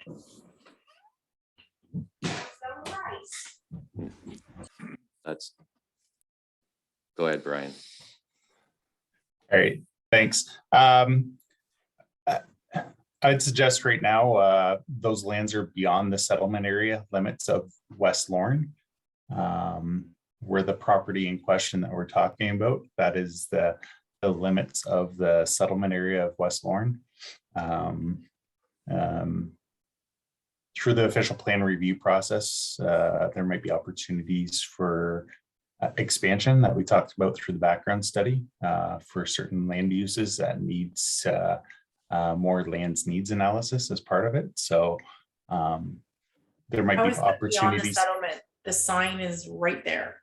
Yeah. So settlement area based on land use designation ends at that 294 Graham Street that we mentioned. So the last house at it's where the numbers change actually on Graham. If you can analyze that a little bit, it's the house number is 11891 Graham Road, which is directly to the east of the water pump station there. Those lands are outside of the settlement area as of today. So, you know, it might make sense that it becomes urbanized should these lands be embedded into the settlement area of West Lauren, which might have some merits through the official plan review process, I would suggest. But because there would be interconnectivity for sure. So Just to depending clarify on too, sorry, just to clarify too, Angela, that sign is arbitrary. It's not, that doesn't delineate mean it nothing. on the official plan, It's just where the sign went. just where it went. It doesn't delineate yeah. land use. But the other thing, I guess, getting back to the question at hand here, Lee has had put some options out for further investigation. I don't think that he's looking for anything more than direction. In my mind, I think option one is probably the best option going, option one for now. Did you not have an option one? It's the status quo. Well, I think until something else changes. He's looking for direction on what you want him to investigate. Well, and I was going to go on with that. I mean, option one is with the truck traffic that's taking place right now, leaving it as status quo probably is our first step, because we don't know where to go unless we do some investigation and see if there's land available for your option three. So I think that leaving it as status quo and then looking into gathering up what information you need to gather up to come back and put more meat on the bones. Does that make sense to anybody here? So what do you want him to investigate? This Well, is- there's land acquisitions that has to take place, correct? For it to go out around the water. Do you want him to move? So we want to know, he wants to know, do you want to move forward with looking into that, I guess? Or Well, if we don't do it, then it doesn't mean anything. So But that may it has to take come. time. Yeah. And the decision might have to be made sooner. through the chair, I would suggest that with Erie Flooring not using that entrance right now, I don't think that there's a rush to, I think the letter was sent by the residents. They saw the entrance being put in. I don't think, and maybe Councillor Cameron can correct me if I'm wrong, I don't think that they were suggesting that there was an issue currently right now. I think they were just looking down the road once that entrance was put into use, how that would affect those homes in that area. So I don't think that we need to rush at this point right now to try and designate a certain route. I think if council is comfortable with with exploring that third option more, and if that option for whatever reason will not happen, or if we find that we don't have that option, then we go back to 1 and 2 and decide which one we want to use. See, that's what I wanted to say. okay, so okay, I just wanted to clarify, and regardless, I know council doesn't want to necessarily know this, but there are options. The guy might not want to give it up, but this is for the betterment of the community. There is always expropriation. That takes time, probably 2 years usually. So This isn't a quick fix, this will not be a quick fix No. one way or another. but I mean, if there is another option out there that we're working on and we have residents that are concerned about truck traffic, at least we have the ability to say that we are working through the process to try to make it better. Excellent. I believe Brian has a question. Yes, Your Brian. Honor.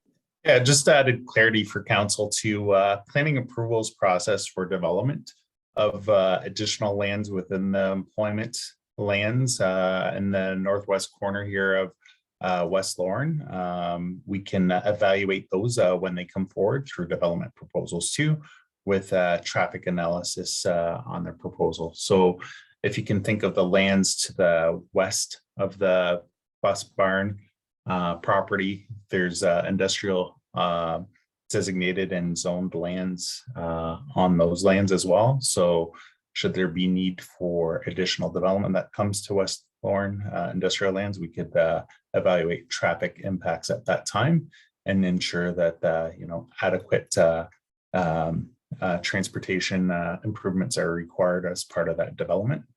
should it necessitate based on the proposed land use that's coming forward. And just on the existing development that's there too, any non-residential development is subject to site plan control processes as well.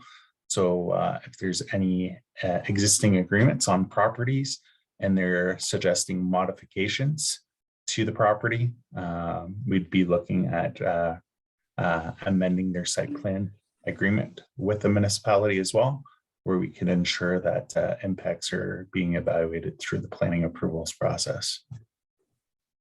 A lot of this is going to be looked at through the official plan review.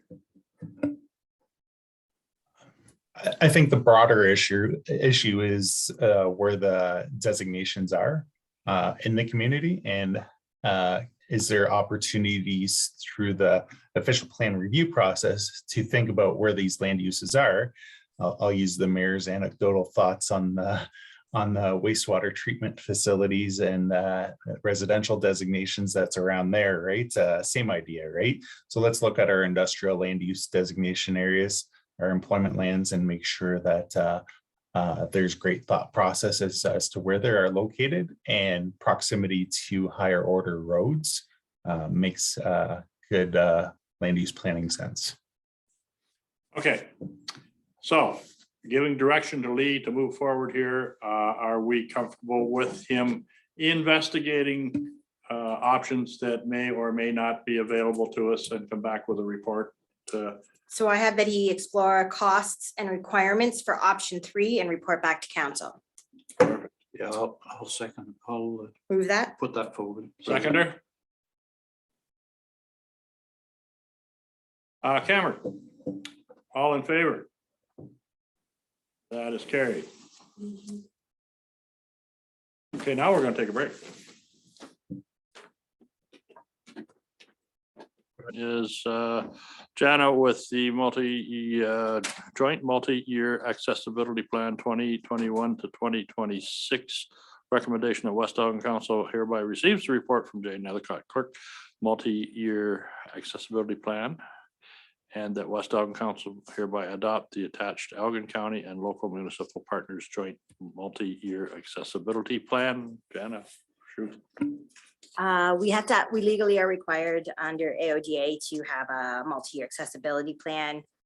We have always worked jointly in Elgin County, so this is the updated version. Yeah, we have a new coordinator, which is used jointly with the Middlesex County. And so far, this individual seems to be on the ball. She's good. Yeah, she's quite good. So any questions for Jana on that? Seeing none, mover and seconder for that recommendation. Tallier and Rowe, all in favor? And that is carried. Animal control update. So just a bit of a brief information from Vicky Kyle. Wasn't able to attend the meeting. If you guys have questions, she said she might be able to attend one in January, but just an update on animal control in the area, nothing too big and exciting. So would you like to have Vicky attend our January meeting? No, I don't. I don't think there's any issues, so there's no sense. Yeah. Okay. Okay. So we have a recommendation of West Elgin Council hereby receives the animal control report from Vicky Kyle for information purposes. Mover and seconder. Moved by Leatham and seconded by Tallier. All in favor? And that is carried.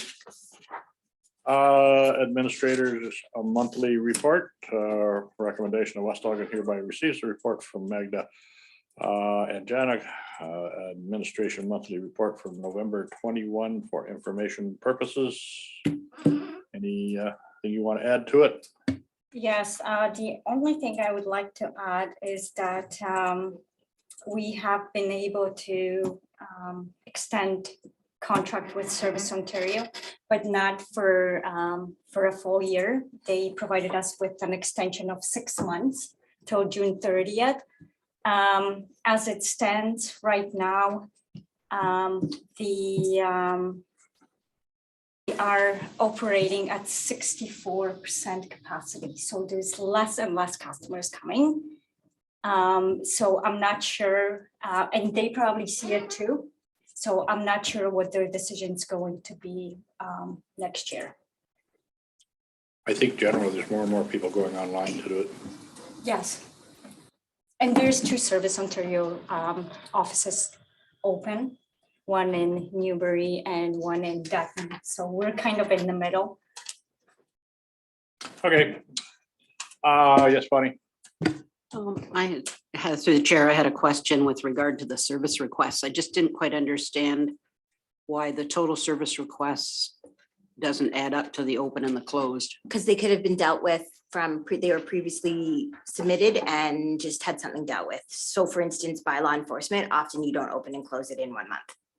So if they had any work done on them or things like that.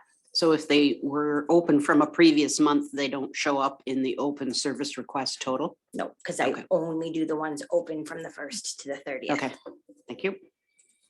Other questions? Have your new man? Yes, I do. Our new tax collector financial analyst started yesterday.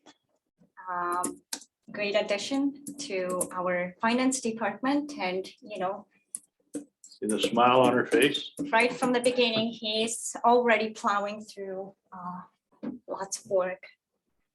Yeah, so Great. Cool. All right, recommendation. I guess I read the recommendation. A mover and seconder for the recommendation. Moved by Rowe, seconded by Cameron. All in favor? Carried. Housing Coalition minutes.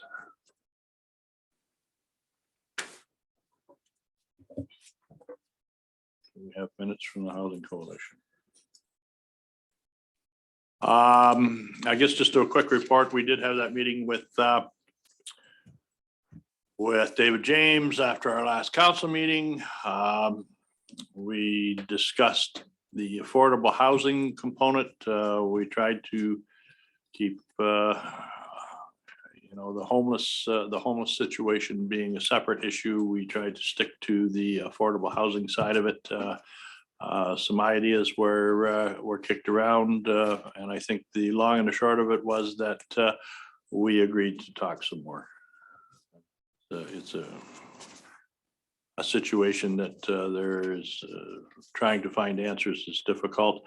I can report that the county with their what would you call it, symposium that they held in St. Thomas, I think that there is some more work being done on that from the county side of it is what we can do and as a county towards affordable housing. They have, and I guess you probably all have heard that they have an outbreak of COVID within the homeless population in St. Thomas, and they've utilized the surplus school for housing. So more to come on that.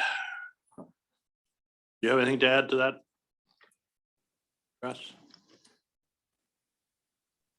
No, that about sums it up. So it's the old Wellington Street School that is now Algoma College and the STEAM Center and such that they're using for the outbreak that they have of the homeless in St. Thomas. So yeah, if we just stick and look at affordable housing and see them as 2 separate issues, that would be great. And hopefully we can get in the right direction. Are we not getting the Elgin County update? No. I'll have to ask a question why that's not taking place. Yes, Councilor Rowe. Sorry, I shouldn't have taken a bite of that before. We got time. In terms of the affordable housing, I'm assuming that this municipality doesn't have any pieces of property that we could look at in terms of Providing. selling, offering to a developer to build affordable housing. So, you know, St. Thomas's is at a definite advantage to us in terms of having some properties that they have been able to turn over into affordable housing. We, as far as I know, don't. So, I did see an interesting news clip on CTV Windsor that the city is surcharging vacant housing properties that are not being utilized for housing. If you've got like the ones in Rodney that are just sitting there empty and nobody's able to use them, the Windsor is charging them additional property tax. So maybe, I don't know how we would investigate that. But I think it's really is not something that county looks after that. So it's something that I'll be bringing to county to have them do some research on it and just see how it does work. And it can be put through maybe countywide. Any other questions? Yes. I have another committee report if we're done with this. Well, you go right on. Okay. Oh, I had something on that subject. I found my hand up, if that's okay. Oh, I didn't see you up there, Dress. Sorry. No problem. I'm like, you know. I'm used to this hand, not some little thing up in the corner. No, there. it's okay. I saw the same report you saw out of Windsor, the council there. They're adding a surcharge. If you're 90 days, if that empty building, you get charged 2 to 3%. If you were not, if the property is not occupied. So it's kind of lighting a fire under owners to get their properties occupied. The properties, I believe the mayor is speaking of, are the ones on Jane Street that are fourplexes that have been empty over 5 years, I believe, just sitting there. And we have contacted the owner. We asked if he wanted to contact us, sorry. And obviously with privacy laws, we can't do anything else, but looking to see if he'd be open to doing something or, you know, collaboration, anything, and nothing has been heard. So yeah, there's a lot of, and then there's a little white house there on the same road right beside it that's been empty forever. So just a lot of options we could have and look into. I was actually going to look at that in January to see if that's even something we could do at the county level to go ahead with that. But it's interesting take on it so that we don't have empty derelict buildings in the municipality, in the county. And that was the other thing that that was brought up with the Windsor report is that when the buildings are derelicted, it adds to the property standard issue because they're just neglected. So quite possibly we can something about that. Funny. Okay. I wanted to let you know that the Four Counties Transit will be meeting next week for a regular meeting, and the day program committee member is requesting that she be replaced on the committee. There's a new adult day program coordinator by the name of Lori Arends, and she is also the transportation coordinator for the day program. So they would like to appoint her as a replacement for Linda Dunn. So if I could make a motion to that effect, that committee member name change to Lori Arends. Seconder for that. Seconded by Cameron. Any more discussion? All in favor? Carried. Do you have a quorum for that meeting? Because There's only one that has. I do have I got more bone sticking out over the end of my finger, so I've got a doctor's appointment that morning. So I don't know if I do it, I might just do it on the phone. See how it works out. But if I'm not there, that's what I'm doing. Any more committee reports? Okay, council announcements, a notice of motion. Seeing nothing, counts, yes. Dress. So once again, I was going to bring this in January when hopefully we've gotten through budget talks and stuff, or at least February, but since we spoke of it today, I'd just like to bring a motion forward that we look at forming a municipal heritage committee.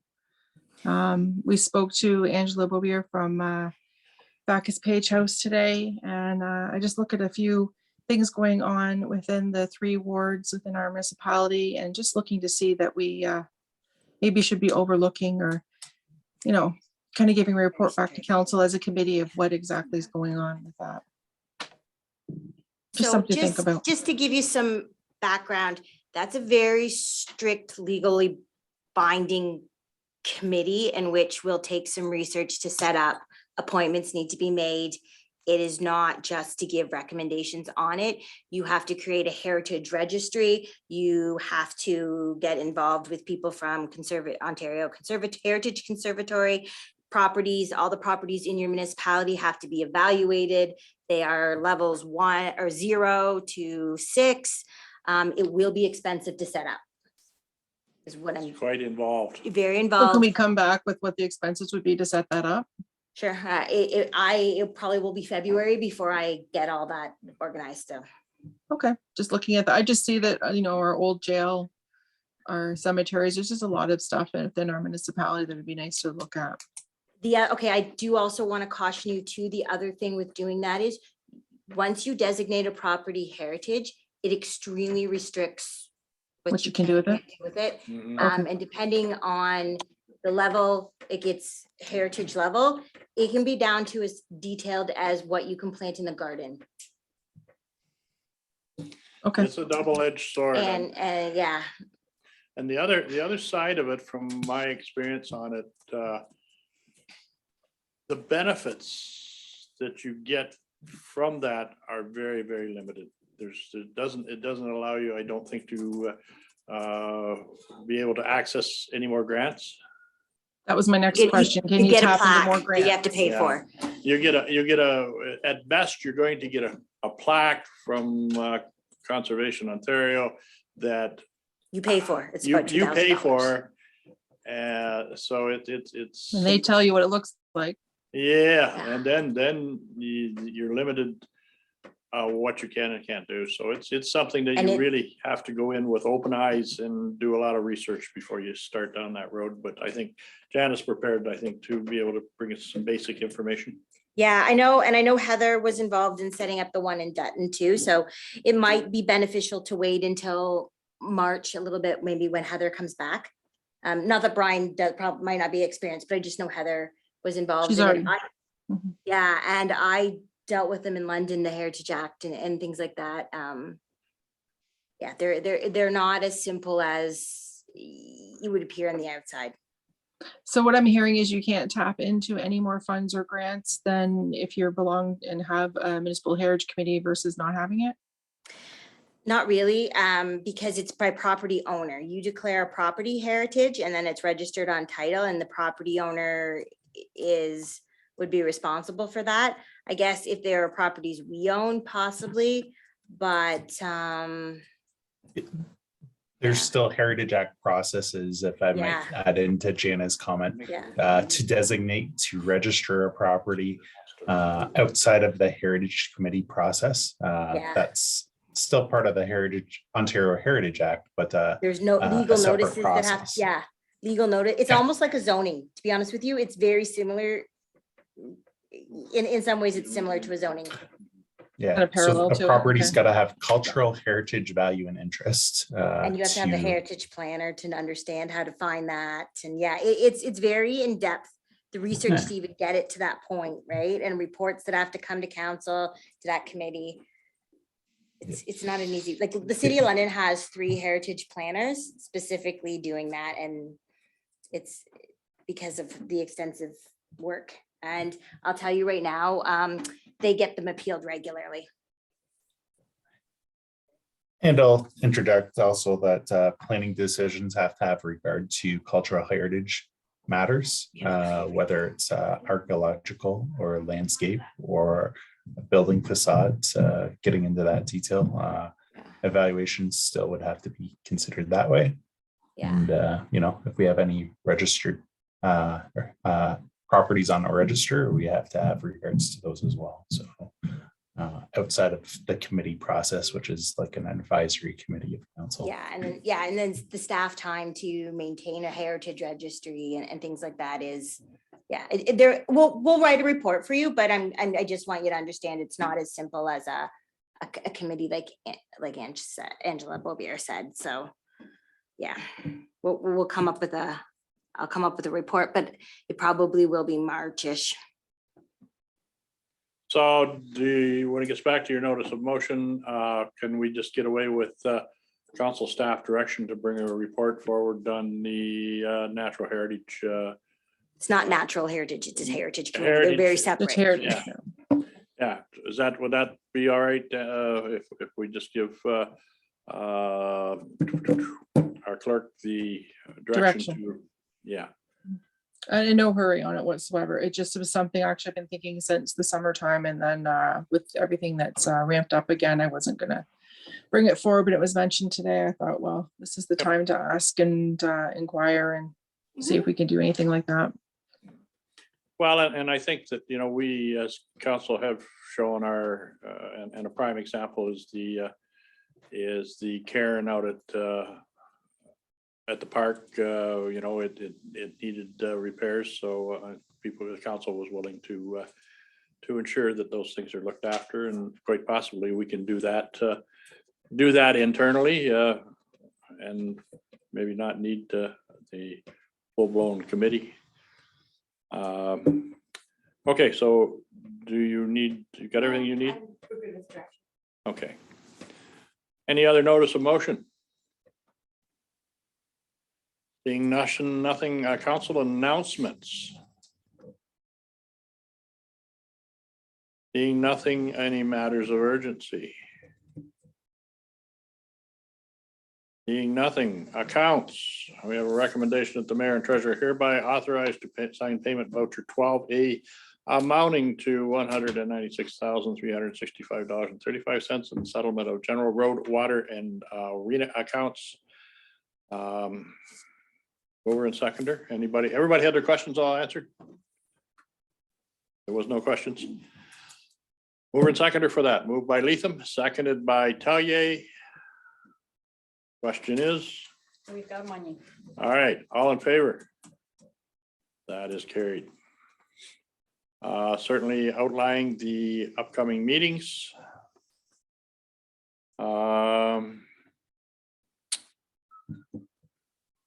Correspondence.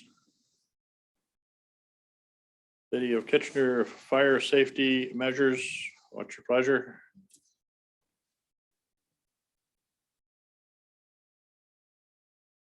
Noted. Okay. Four Counties Health Service Foundation Fall Newsletter. Information. Question, Bonnie? Yes, I just wondered, as I read through the capital campaign, whether we have any funds in our council grants that might be considered for a donation, which we have done in the past. Give them some money out of that, didn't we, last year? This year? Have we this year? Yeah.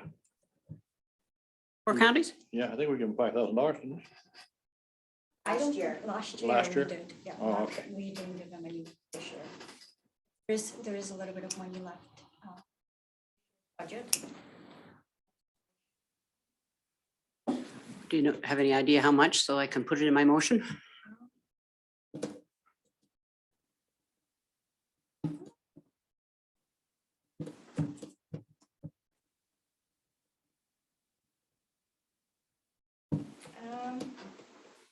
$20,000 left. Oh, Give them another.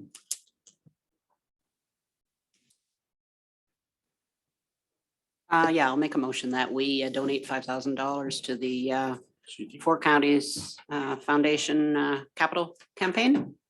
That's for the CT scan. Is it?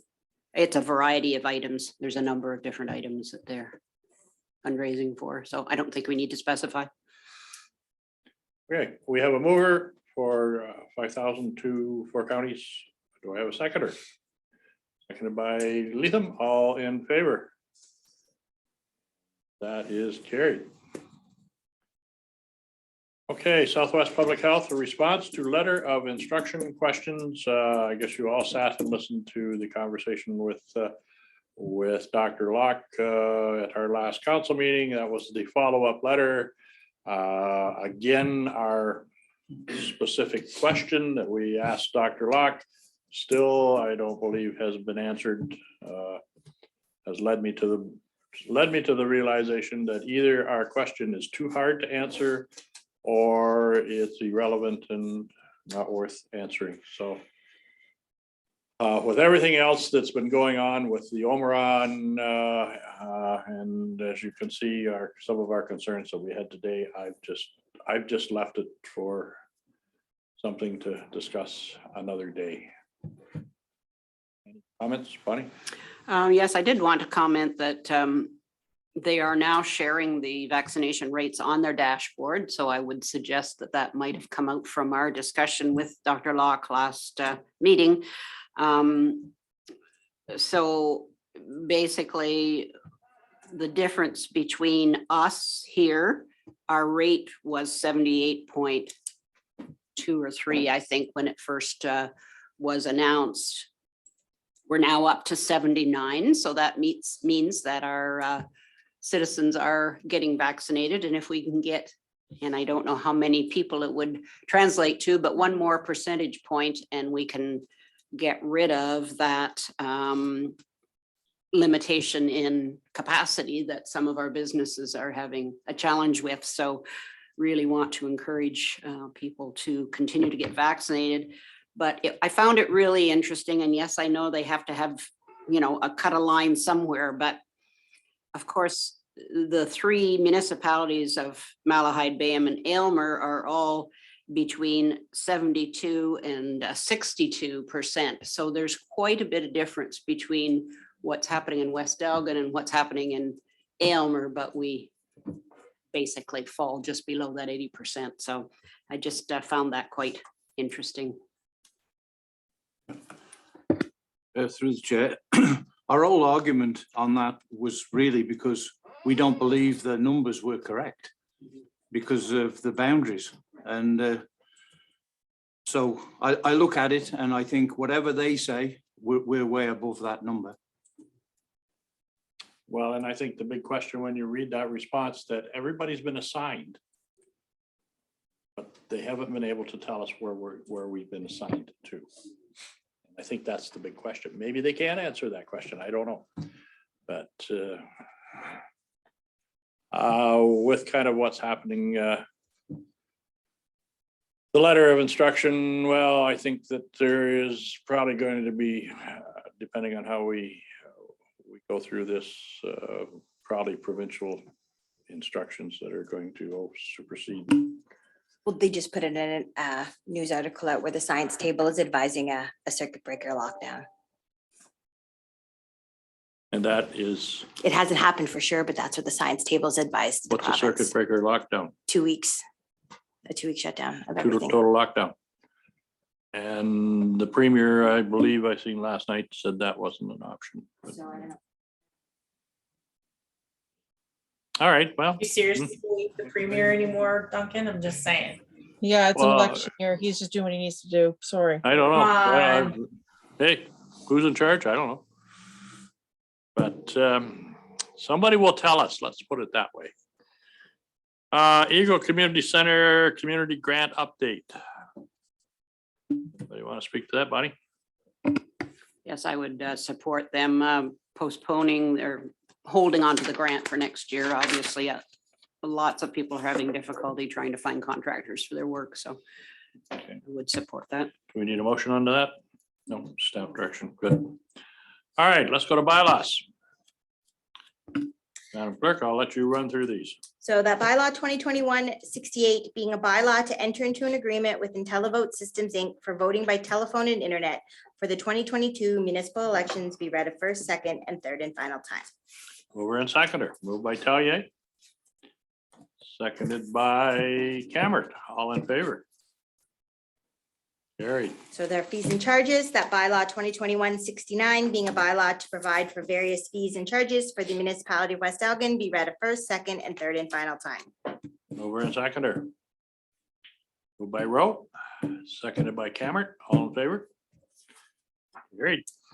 The bylaw 2021-70 being a bylaw to authorize the execution of an agreement for the joint ownership of fire communications equipment between the town of Elmer, the municipality of Bayham, the municipality of Central Elgin, the municipality of Dutton Dunwich, the township of Malahide, the township of Southwold, and the municipality of West Elgin be read a first, second, and third and final time.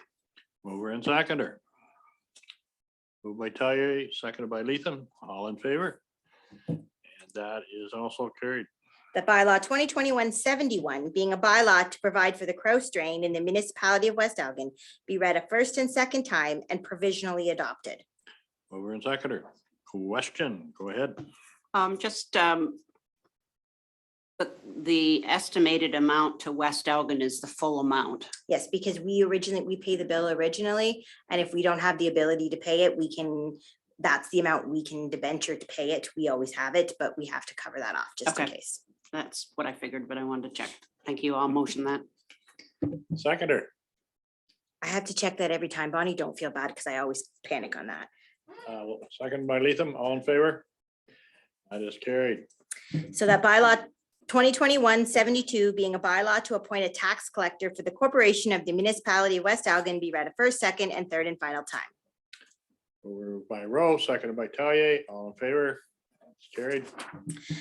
Bylaw 2021-73 being a bylaw to repeal and replace a policy with respect to the hours of work, HR 4.2, be read a first, second, and third and final time.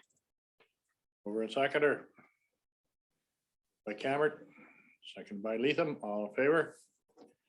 That is carried. So we're at the confirming bylaw. The bylaw 2021-74 being a bylaw to confirm the proceedings of the regular meeting of council held on December 16th, 2021, be read a first, second, and third and final time. Mover and seconder. Moved by Rowe, seconded by Taille. All in favor? That's carried. So the council of the corporation of the municipality of West Elgin hereby proceeds into closed session at 11:52 a.m. Under section 239B of the Municipal Act RSO 2001, consideration will be given to matters pertaining to an identifiable individual, including a municipal or local board employee. Mover and seconder. Moved by Rowe, seconded by Taille. All in favor? Okay, please give me a moment and I will lock the meeting down. Have a good holidays, everybody. Same to you, You Brian. too, Brian. Take care of yourself. Hi, Brian. Take care, guys.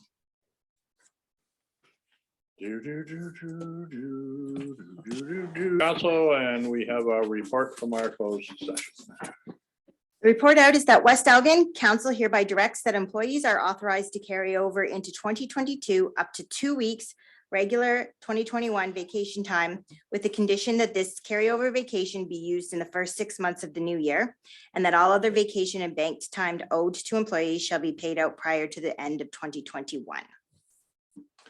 Over and seconder for that report. Moved by Lethem and Rowe, all in favor? And that is carried. We are now at adjournment, that the council meeting of the municipality of West Elgin hereby adjourn at 11:59 a.m. to meet again at 9:30 a.m. on the 13th of January, 2022, or at the call of the chair. Over and seconder. Moved by Taille, seconded by Cameron, all in favor? That is carried. You, well, there you go. You're right on the mark. Merry Christmas, everybody. Yep, Merry Christmas to everyone. Stay safe. Merry Christmas.